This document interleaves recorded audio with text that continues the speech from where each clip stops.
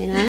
And Well, okay, but that's what happens. I think I have a perspective, but, Not so sure that nobody does anything wrong. yeah, the And I- family. In the family, in the family. One other thing, I remember when you used to go away, Aunt Gertie would like going just for a little while. She was always very happy to come back home. Her home was always so important to her. She, would like to travel a little bit, but the best part was always coming back home. Yeah, but it is That was nice the coming world. back home.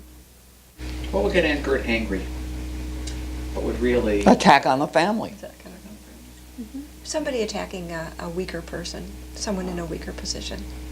Like a sense of justice? Probably outraged at injustice. So what happened after that? After your mother died? Well, and we had this series of people, taking care of the house and living with us. And then when Lou and Gert left and moved out, we had this woman, Mrs. Miller, who was a housekeeper and did the cooking and everything for us. And then after my father died, of course, we just moved right away and moved in with you.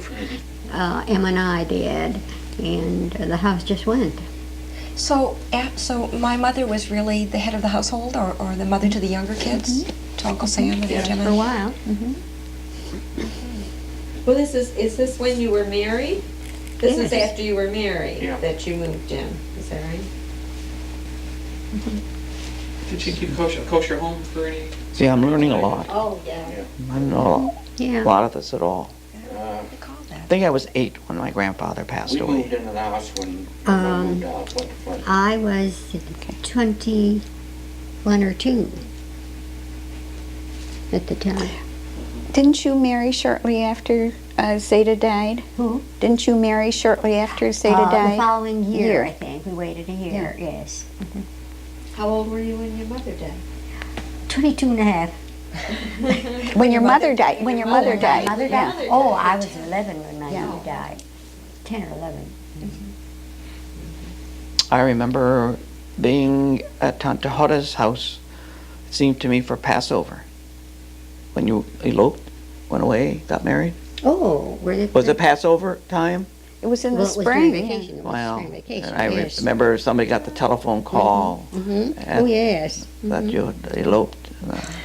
I remember Half that. elope. You and Gert were with us.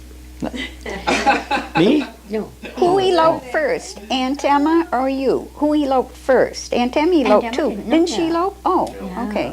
She was married at She had a Lou's. wedding. She was married at Lou's house. Oh, Lou and Gert, okay. yes. Now, why did you elope, Aunt Phoebe? Because it was right after, 2 weeks after Aunt Emma got married. And I don't want to go through that again. It was just too much to go through 2 weeks after. I remember her talking about it. Of course, I wasn't around at the time, and she thought it was terrible. that you Yeah, didn't well, tell I the guess it family was, you but didn't that was have the a way wedding. we felt at the side, Yeah. at the time. You were way ahead of Depended the her time. sense of too. family. We can do it now, you You were way know. ahead of the time. Yeah. We can do it now, you know. Oh, no. Always her own person. She was always her own person. Yeah. Always what? Well, maybe Her she own just had, person. her energies were in different directions after her children Mm-hmm. were grown That's and moved right. away and everything, and then she had time to do all these things That's that she right. had never had time to do before. I So think she- you're right. I think you're right Yeah. because after her children got married, and I think she probably felt that she didn't have to abide by what they said anymore. She could now do what she wanted to do. She really began to Isn't that true of blossom. most marriages after the Probably. children leave? It seemed to me that when you kids were growing up, she baked every single day. We were blimps. She was in the kitchen all the time Right. cooking. Right. That's why But I was always so fast. That's right. See, blame it on Aunt Kurt. It's Sure. Auntie Gertie. But she's this marvelous cook and this marvelous baker, and she would never let me in the kitchen. Oh. When I left home, I did not know even how Never to. let you do anything. She Yeah. thought it was faster, easier to teach it instead of watching you get around. But she always entertained. I mean, Oh, she yeah. always had lots of company over all the time. It was wonderful. And as someone said, she always gave. I know when our kids used to come, they always went with little bags of pastries, of Yeah. of something to take home. It was never one dessert. No. My mother probably couldn't conceive of the world as not being Jewish. Yeah. And everybody had to be Jewish. And one day I asked her if I could have a friend over, and I brought him home from school, just a friendship. And she said, sure, and we'll have bagels and we'll do all this in the morning. And when he came in, and he was quite obviously not Jewish looking, he was very blonde and very tall and very fair. And my mother looked, I could see the shock on her face, but she thought, well, you know, maybe he's still Jewish anyway. And she said, come on, let's have some bagels. And he said, what are those? And I could just see her face. But she recovered, and she was very graceful and went through it beautifully, beautifully. But not to have him over again. Never. Never. Then I got the next series of lectures on I how was gonna important say, it what was happened after? that both parents be Jewish. Right. I think my mother, the later part of her life was really so much devoted to her grandchildren. And it was certainly the most important part of her life. But her earlier part, I recall her talking a lot about. I was talking to Russell about this morning. She was the designated person in Russia to go accompany her aunt when her aunt was being pursued by the Tsar's troops. Do you remember this? Apparently, one of her father's sisters, her father's cousins, was a social revolutionary. And the Tsar's troops would always be after her. And this aunt would have to hide on the roof of their house. And my mother had to go on the roof with her and stay with her till everything blew over. And she said she would be there for hours sometimes with That's her. the No. first time I heard First- it. I I've never never heard of heard that. that story Yeah. before. It's very, Things I haven't heard. yes. Well, I suspect that was one of the reasons she was so terrified of anybody breaking a sort of conforming rule. Her earlier experience was so fraught with danger when you do that. How old was she? She was She was young. child She was at probably this- about 12. Yeah. At the most. Okay. But it's interesting that they chose her Yeah. to do that. That's probably the most The protected one. responsible. Responsible. Loyal. So we will now take a quick little departure to go back and revisit and talk a bit more about Rivka, because first of all, we have a couple of guests here that we didn't have the first time when we talked, and we didn't get as much information about Reva as we did about the grandfather Jacob. So especially Beebs and Dorothy and Selma, but anybody, what other stories and insights can you share with us about what the grandmother was like? Well, I'm sure I said this at the first filming, but I'll repeat what I remember. I was 11 when she died, and I can't remember too much. I can't remember anything now, but I can't remember too much from then. She, my mother used to go to shul every Shabbos with my father, of course, and my father sat downstairs, and of course the ladies all sat upstairs, and she could read, you know, from the siddur, of course, and she had a bunch of ladies sitting around her who could not read, and so she would read the text for them.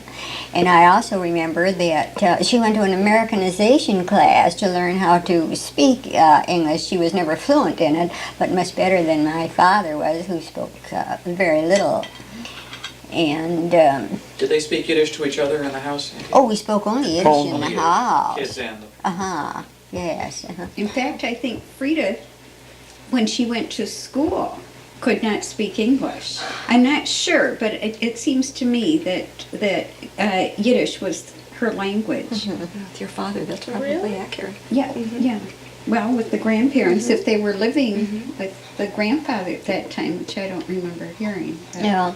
Well, when we first came, of course, we stayed with our Tante Hada, and she had 2 children, a husband, and there were 6 and that came over, 7 with my mother that came over, and how she accommodated us, I really don't know.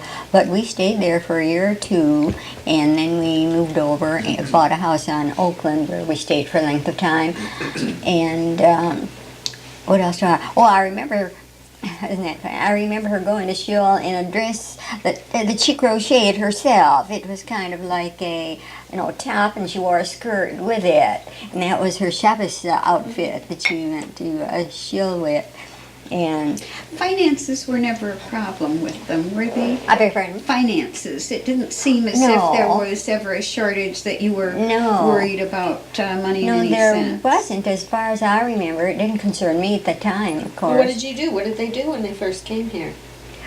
My father, I think, had a, what do you call it, a route that he went to and sold things. I don't He know. must have been a peddler. Peddler? Yeah, but I don't know what he sold. But then he was in the Hebrew school. Then, yes. Came a shamus. Then he was a shamus, and he would always tell me that it was beneath him, even though he was teaching the Hebrew classes there. And then, of course, he was made principal of the first Hebrew school right across the street from the synagogue there. And I'm trying to remember things for my mother, and I simply cannot remember more. When Uncle Saul Lifchitz did a tape with me some years ago, he recalled her as being an excellent business person. Yeah. And that she kept things together, much like many old traditional families Well, in she Russia. did that She in ran Russia, a dry goods too, store, yes. So Jacob could be free to study Right. and teach. And that here as well, if I recall, That's right. she was really a very practical, down-to-earth person who kept it together, and financially and otherwise, was the impression. No, I don't know if she, how much care she took of the finances in the house, because I wasn't concerned with finances at that time. She must at have all. taken some care, Aunt Dorothy, because my mother told me that she would always, every month, send packages of goods back to Russia.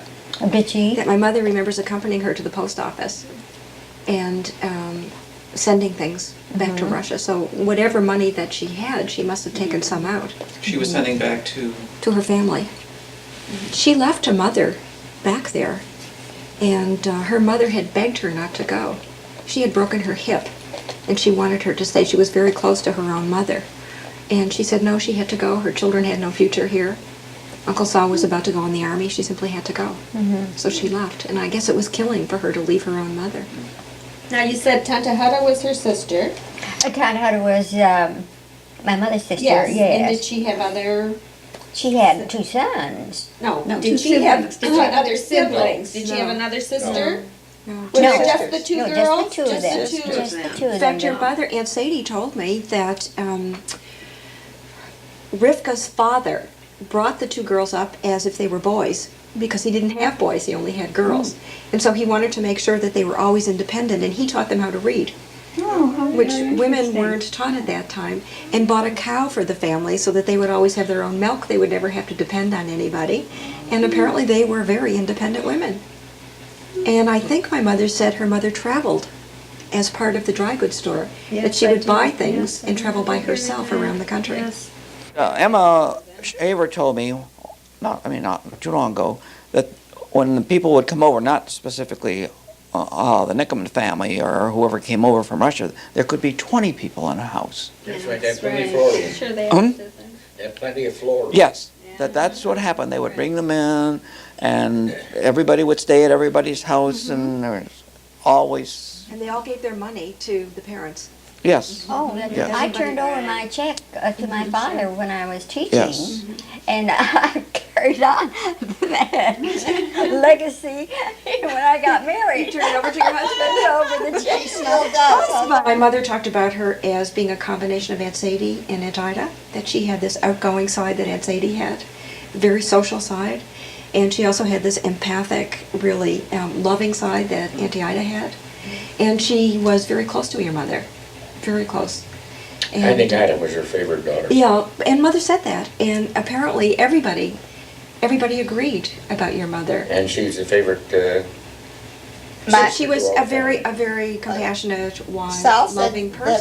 that Ida was the favorite of all the kids Everybody. too. Yeah, The And that kids nobody felt the resented, same way nobody about it. resented her No. being her mother's favorite at all. In fact, they all admired your mother because she had such good taste to choose this person, and that your mother never allowed that to get in the way. I mean, some kids really are, very ungenerous when they have a favorite position, but your mother made sure that it was all spread around, that everybody got her mother's ear.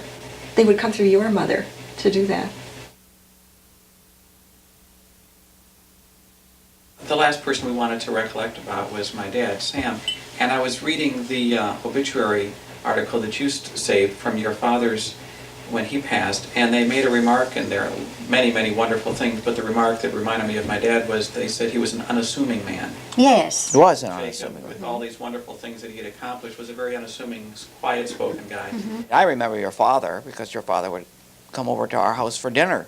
And I do remember, I may have said it on the other tape, of having a Friday night dinner, and there was a certain kugel, it's called Rosh's kugel, that was made only on rare occasion, and it was made that evening, and my father said, sure, for your brother you'll do this kind of thing, but you don't do that for me, or something like that. This was before they were married. I think that your father was well liked. I mean, I know that my father liked your father, and I think he was again, a well-liked person by yes, everyone. I don't. I know that my recollection that he played cards and that he was He did. He was not a good player. settled individual, didn't have a job that really, but not after, when you say, again, a change after Yeah. 20 years, I mean, I never really thought of that he was a scoundrel or anything like that. But if you want to say that, again, your father had a wit and a ability to talk off the cuff that was astounding to me. I mean, he had a charm. He had a great sense of humor. Yes. The impression I got from many of the family members is that he wasn't a scoundrel, that he hadn't found himself, quote unquote, okay. until he and my mom got together. That's right. That's Is that- probably is true. that the way you saw it? That, I don't remember. for instance, the card playing, apparently, when he went from job to job, card playing was one of his few outlets. I was always Oh. amazed to learn that one time he lost so much in cards. He was generally a good card player that he had to sell his car to pay off that particular night's cards. Which, Never heard that. given how socially and personally conservative Dad was, always was quite I know that he amazing played to for us. money. Yeah, that's a real contradiction, isn't it? I would never have thought. No, I know that he Well, played I for think money. that follows, though, because he Sound was is kind to of say how overwhelmed bright by he was. Saul, and Not he only had studied to Latin, but he find studied his Greek. own thing. Studied Latin and Greek. What was this? There was a story that Mom occasionally told about the whole family going to Northern High School for his graduation, and they would, graduate everybody by honors, and so the first level of honors, and they were waiting to hear Dad's name, and they didn't hear it, and the next level, and so the final level was summa, was cum laude, and then summa cum laude, which I think he graduated with. Oh, yes. He had the highest mark, the principal said, of anyone ever, I think, at Northern. But they thought, poor Sam, he's not being mentioned for anything. Is he They even thought going they to assumed he wouldn't graduate? even graduate, yeah. That was right. And then he comes up with the highest marks ever. Your father was very charming, Oh, yes. extremely charming. But I think his charm was built on genuine rapport with people. Because at least when he was with me, he would always make an effort to take the side of the person who was not in the majority. That he, whatever, even if he disagreed with their political thinking, he would always try and put himself in that person's shoes. Probably very much like your mother would probably do the same thing. And always had that evenness about him. Your father was your champion. He was my champion, yeah. He was, yeah, absolutely. Absolutely. That one scene is vivid in my mind, Russell. We were outside of, I think, your house on Curtis Santa Clara. and your dad wants you to do something, and you grabbed the tree, and you put your arms around the tree, and you weren't going to move. And Harry and I were standing there waiting to see what was going to develop because your father wanted you to move, and Russell wasn't going to move. The tree wasn't moving clearly. And your father spoke to you very, very gently and very persuasively, and without raising his voice, he got you to leave the tree alone He was a tree hugger back then. and to do as he wanted you to do. That it formed some kind. It impressed Yeah. both of us at the time. Well, he must have had a hard time with me because everybody enjoys reminding me that I was sharing a lot of your characteristics. Well, I didn't know I that. was rebellious and picking all kinds of fights. So this must have been really I hard for him to think it was figure. because of contrast of Jimmy. Well, Jim was the And sparkle of his. Jimmy life was also. very quiet. I remember and I was at the house with your mother, and we were planning a party, and we were working around it, and Jimmy sat in the corner and didn't budge, and just sat there.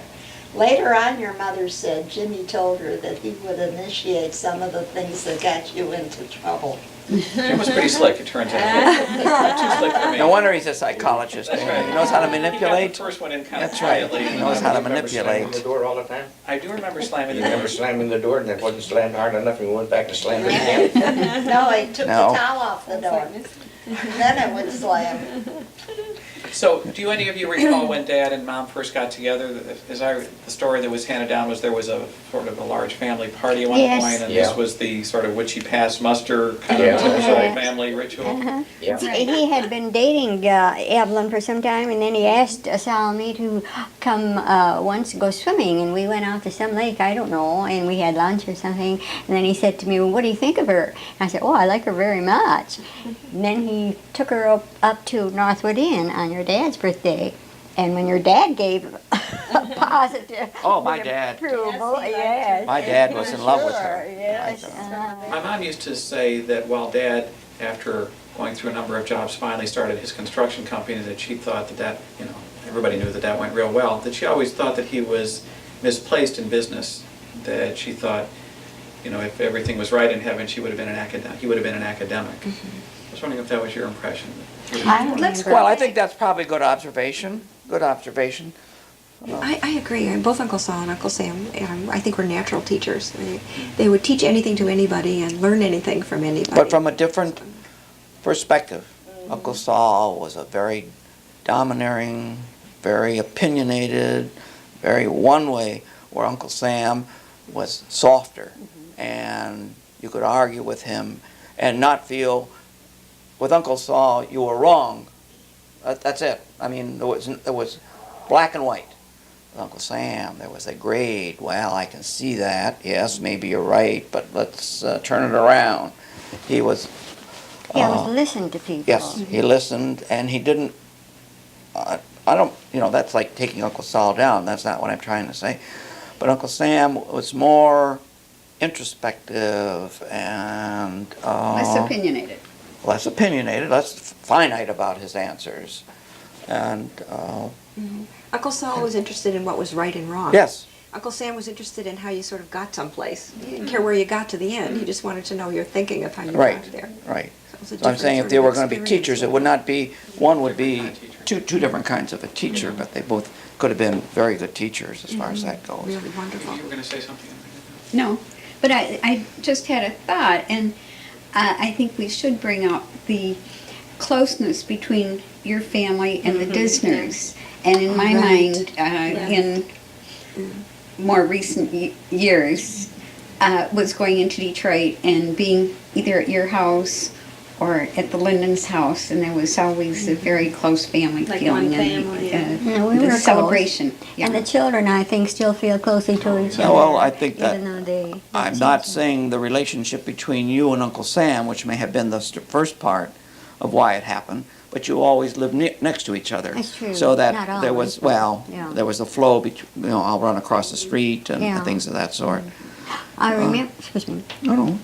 I remember when he did get to be a fairly well-known contractor in town, he did some work for Wayne State. I think this is repetitive, that he got a letter from whoever's in charge of business at Wayne saying that it was a pleasure to do business with you, Mr. Linden. And he was always absolutely on the up and up on Oh, his yes. bids and his work. Russell, isn't there a story that you told? Was it you or Jimmy who told me the story about a bid your father was about to participate in, and Yeah. he had the opportunity to have some inside information? This is the equivalent story for my dad of what you told before about Saul, where he's going to give money back to the government if it's not really his. So this is something that even though they were very different kind of brothers, they obviously had in common, was that he was at a phone booth, I think, and overheard someone else calling in a bid or giving some numbers on the same job that he was about to bid on. And so, of course, when you're bidding, whoever's lowest, and Dad felt that he had gotten this information shouldn't have it, and it was inappropriate, and so he chose not to bid the job. He felt he got it illegally because Yeah. he had heard the other Yeah. bid. Yeah, Dad didn't like any kind of cheating. Yeah. When we were in college, Jimmy or myself, we would call home, and you remember some of the tricks that kids used to You play. call and gave another name. Yeah, it would be a person-to-person call, and Right. it didn't go Give a through, and so code you wouldn't word. pay, but then they would call us, use the code. Well, Dad didn't go for that at all, so we weren't going to do that, because that's cheating Ma Bell. Mom thought Ma Bell can take it, but but for Dad it was a different issue. Right. So he had this great sense of ethicalness, but he was so undoctrinaire about it.